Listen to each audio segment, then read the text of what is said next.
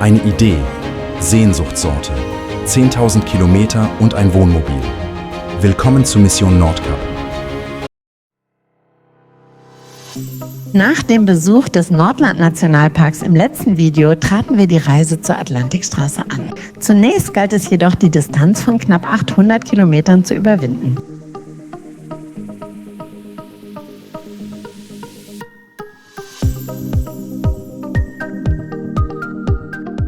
Auch auf diesem Teil unserer Reise mussten wir einfach immer wieder mal anhalten, um die atemberaubende Landschaft zu bewundern oder zu fotografieren.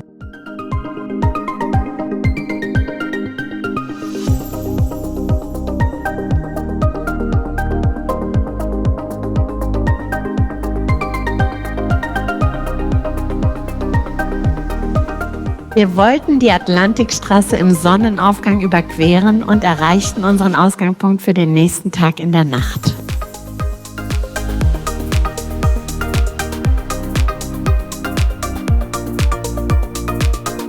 Die Atlantikstraße gehört zu den norwegischen Landschaftsrouten und ist eine der spektakulärsten Straßen Europas. Sie wurde im Jahr 1989 fertiggestellt und zum Bauwerk des Jahrhunderts gekürt.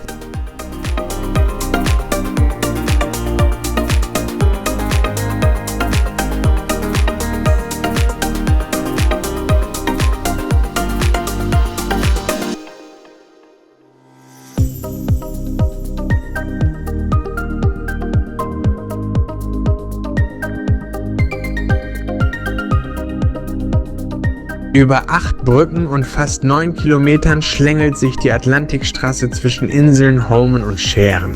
Straßenabschnitte und Brücken sind fest im Gestein verankert und haben bis heute mehr als 12 Orkanen standgehalten.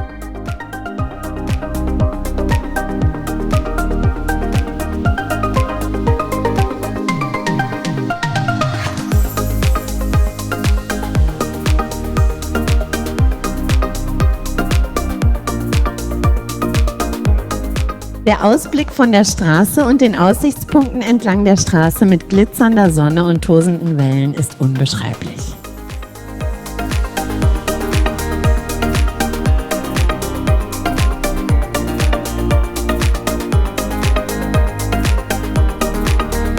Entlang der Atlantikstraße findet man den Aussichtspunkt Svevestjen auf Eldhosuja mit einem Weg, der über das Gelände zu schweben scheint und die Kurven der Atlantikstraße nachbildet.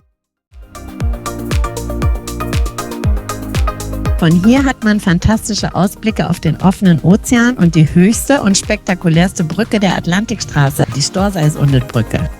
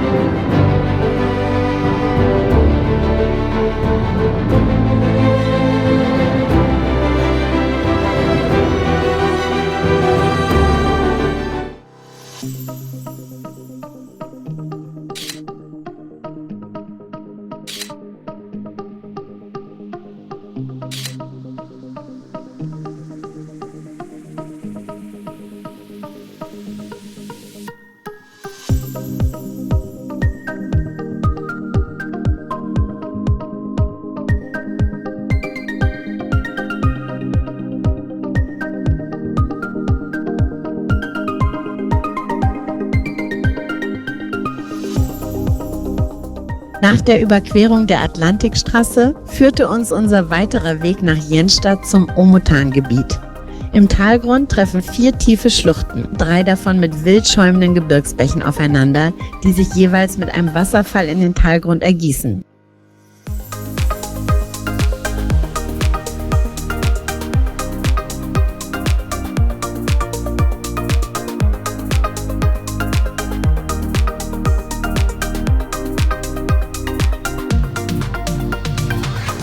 Vom ausgebauten und kostenpflichtigen Wanderparkplatz gibt es mehrere markierte Wanderwege, die ausgeschildert sind und zu den Wasserfällen bzw. Aussichtspunkten führen. Ein Pfad führt auch in die Schlucht hinunter.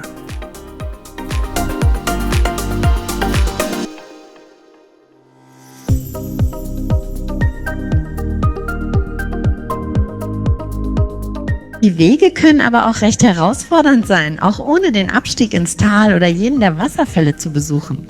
Lohnt sich der Anblick selbst, wenn man nur vom Rand der Hochebene herabschaut.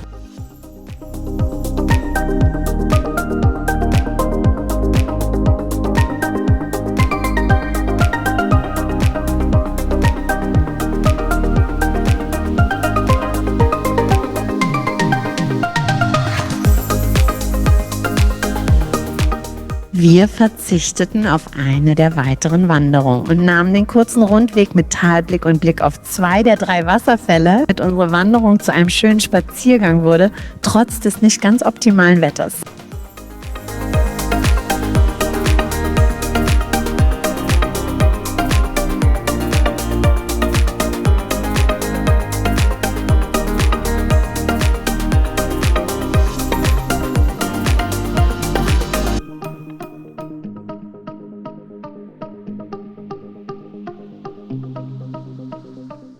Der Repfalet gleitet den Berg über eine Länge von 120 Höhenmetern herab und wird aufgrund der Neigung oft weniger beachtet als seine beiden Nachbarn Lindalsfallet und Svoyfallet, die deutlich steiler herabfallen.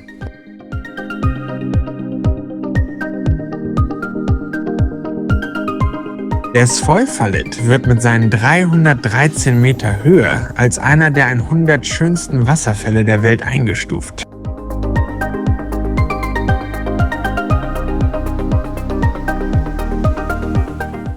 Nach unserer Wanderung um Jenstadt machten wir uns auf den Weg zum Trollstigen. Der Trollstigen ist ebenfalls eine Landschaftsroute mit interessanten und beeindruckenden Aussichtspunkten. Die Trollstigen-Landschaftsroute führt von Isterdalen hinauf über die Passhöhe und dann wieder herab und endet im Geiranger-Fjord.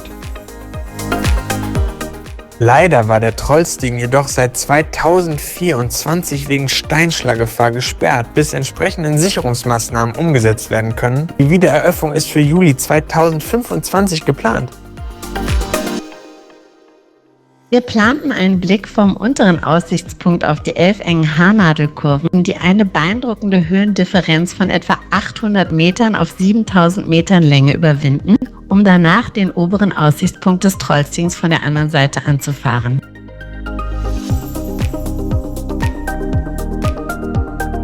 Das Bergpanorama, der Wasserfall und der Blick auf die Haarnadelkurven war fantastisch.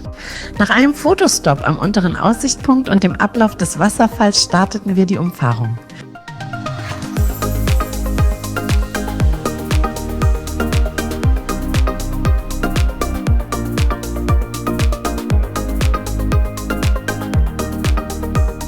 Der Weg führte uns zwischen Bergen und entlang der Küste, um dann an das südliche Ende der Passstraße zu gelangen. Von dort aus ging es dann wieder aufwärts entlang der eigentlichen Landschaftsroute zu einem weiteren Aussichtspunkt, dem Gut Brandjuvet.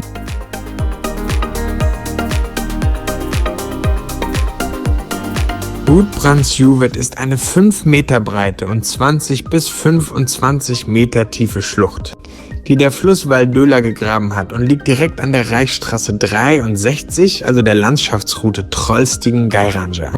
Das Wasser formte hier ein System aus tiefen Gletschermühlen und bizarren Formationen. Die Schlucht ist unter der Wasseroberfläche etwa ebenso tief wie darüber. Der Wasserverlauf kann auf abgesicherten Wegen und von einer Fußgängerbrücke aus besichtigt werden.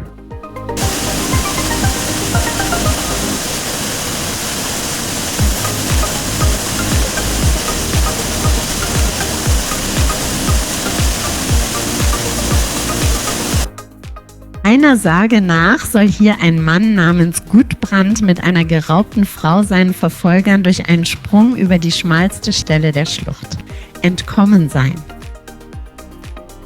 Unser Weg führte uns höher und höher die Passstraße hinauf und wir passierten die Schneegrenze.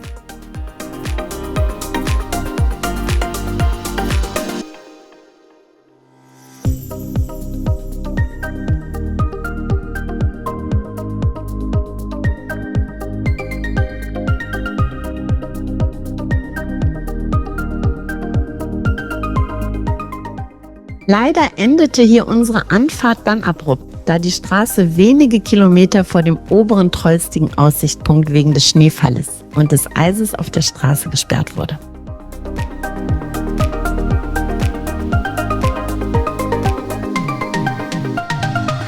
So machten wir uns auf den Rückweg bis zur Fähre nach Linge und dann weiter zum Geiranger Fjord, ohne den oberen trollstigen Aussichtspunkt gesehen zu haben. Aber die Landschaft unterwegs war jeden Meter der Fahrt wert.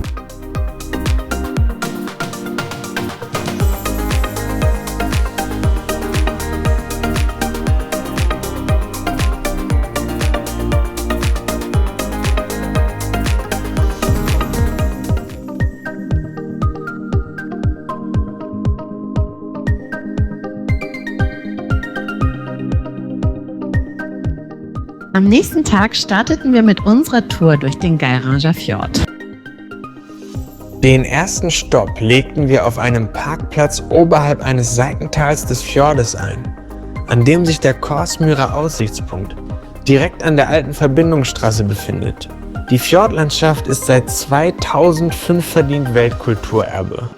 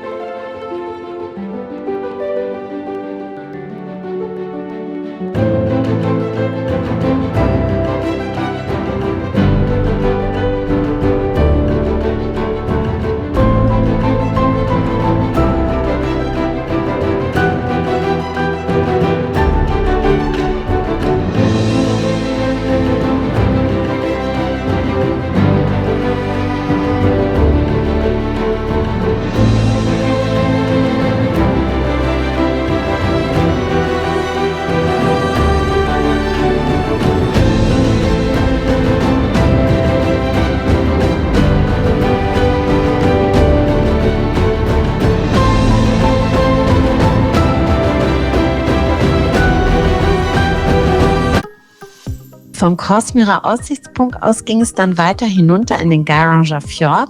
Dabei erreichten wir als erstes den Aussichtspunkt Erneswingen-Adlerschwinge. Von hier bietet sich ein imposanter Blick auf den Ort Geiranger tief unten und auf den weiteren Verlauf des Fjords in Richtung Meer.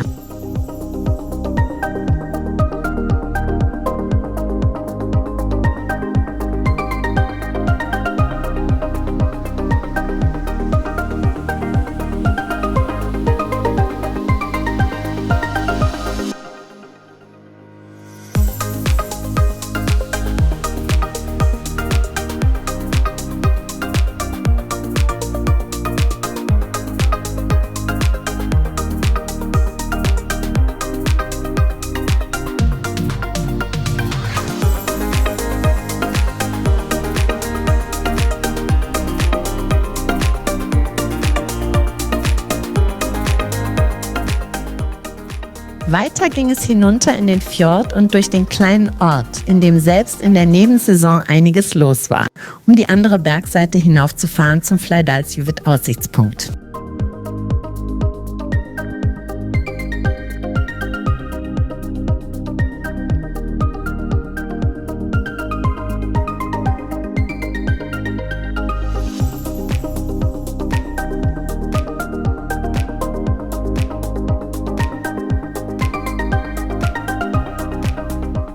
Der Aussichtspunkt besteht aus 2 Ebenen, einem oberen und einem unteren Plateau, die durch einen Steg miteinander verbunden sind. Auf dem unteren Plateau befindet sich ein thronähnlicher Fjordsitz aus Stein, der 2003 von Königin Sonja eröffnet wurde.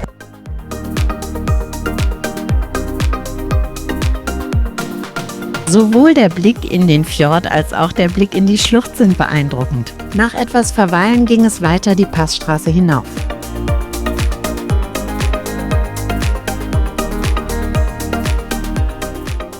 Etwa 4 Kilometer hinter Geiranger passieren wir den Knoten. Ein Bauwerk der alten Straße aus dem Jahr 1889, das mit einer ringförmigen Schlaufe den steilen Anstieg der Passstraße auf geringer Fläche abmilderte. Die neue Straße wurde links davon durch den Felsen gebrochen. Somit wurde der Knoten obsolet, ist heute aber ein Denkmal der norwegischen Ingenieurskunst.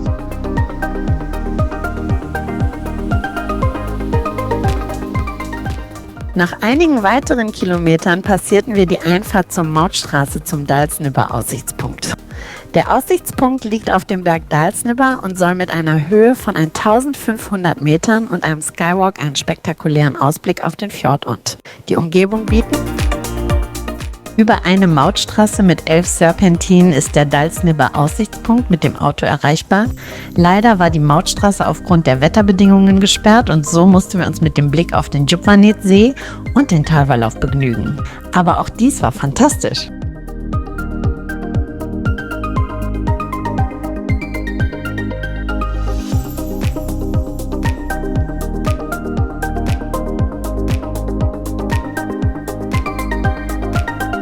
Nun führte uns unsere Route unumkehrbar Richtung Bergen, doch zunächst legten wir eine Pause und einen Ruhetag in Vorde ein. Wir standen in der Marina des Sportboot Hafen, der auch Standplätze und Infrastruktur für Wohnmobile bietet. Unterwegs bot Norwegens Landschaft im Sonnenschein wieder traumhafte Ausblicke in die Natur. Nie fühlte sich der Satz „Der Weg ist das Ziel" so richtig an wie hier.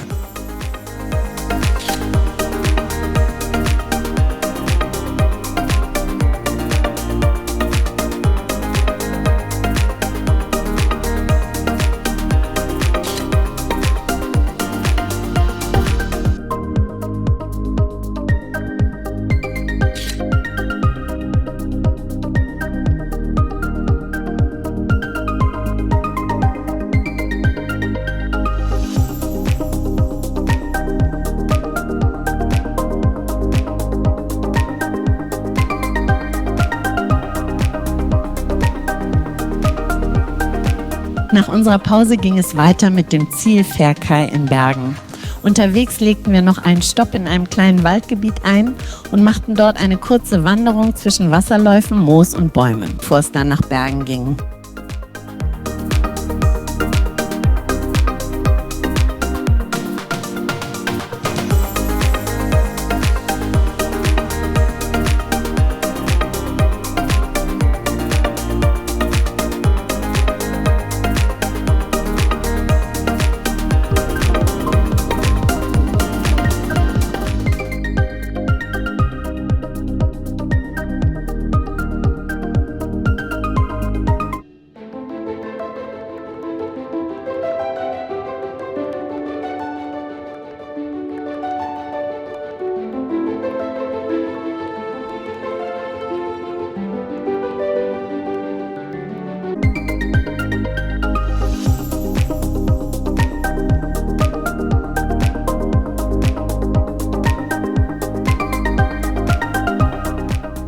Wir nutzten den WOMO-Stellplatz an der Bergenhallen mit einer guten Stadtbahnanbindung an die Innenstadt als Ausgangspunkt für unseren Bergenbesuch. Die Fahrt mit der Stadtbahn führte uns auch an Florida vorbei. Der Name des Stadtteils stammt allerdings vom norwegischen Wort für Markt oder Lagerhalle. Bergen ist die zweitgrößte Stadt Norwegens und eine Hafenstadt mit reicher Geschichte. Die Stadt, die 1070 gegründet wurde, liegt eingebettet zwischen 7 Bergen und bietet einen einzigartigen Mix aus urbanem Flair und Natur. Die Hanse und ihre deutschen Kaufleute hatten ein eigenes Viertel im Stadtzentrum, das Viertel Bryggen. Dort hinterließen sie noch heute sichtbare Spuren in Architektur und Kultur. Mitten in der Stadt liegt auch der Startpunkt der Bergbahn Flöebahn. Mit der Zahnradbahn erreicht man den Gipfel des Flöenmyth in 6 Minuten und hat einen atemberaubenden Ausblick auf die Stadt zwischen den Bergen und Umgebung. Die Bergstation ist auch gleichzeitig der Ausgangspunkt für gekennzeichnete Wanderwege, viele davon familienfreundlich auf gut begehbaren Wegen.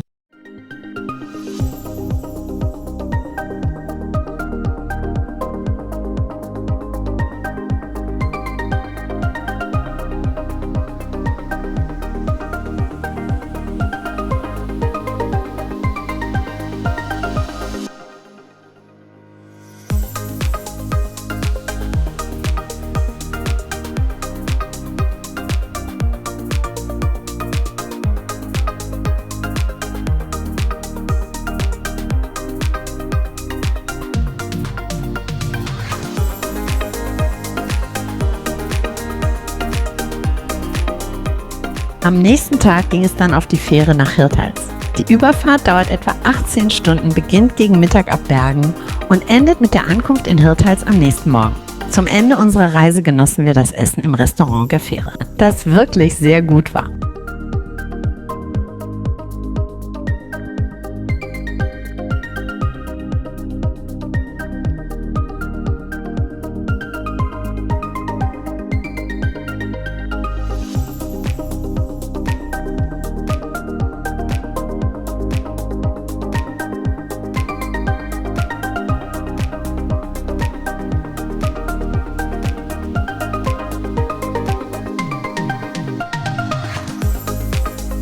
Mit dem Verlassen der Fähre ging es dann zunächst durch Dänemark, dann nach einem Stau im Elbtunnel ins Oldenburger Land nach Kalkriese.